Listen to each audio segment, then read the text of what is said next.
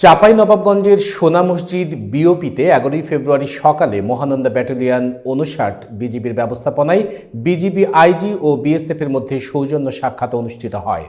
বিস্তারিত থাকছে শেতাউর রহমানের প্রতিবেদনে। সাক্ষাতে সীমান্ত সংক্রান্ত দ্বিপাক্ষিক স্বার্থ সংশ্লিষ্ট নানা বিষয়ে আলোচনা হয়। উভয় পক্ষ চাঁপাইনবাবগঞ্জ সীমান্তে বিজিবি বিএসএফের মধ্যে বিদ্যমান সুসম্পর্ক আরও সুদৃঢ় করার বিষয়ে আশাবাদ ব্যক্ত করেন। যে কোনো সমস্যা সমাধানে সংশ্লিষ্ট কমান্ডার পর্যায়ে যোগাযোগ ও পতাকা বৈঠকের মাধ্যমে সমাধানের বিষয়ে একমত হন প্রতিনিধি দল। সাক্ষাতে বিজিবি পক্ষ থেকে উপস্থিত ছিলেন Rangpur region commander brigadier general S M. Jahidur Rahman SGP.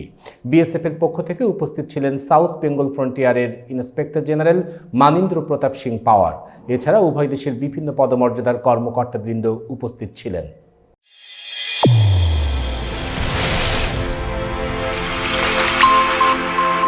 Channel A1 Hridoy response.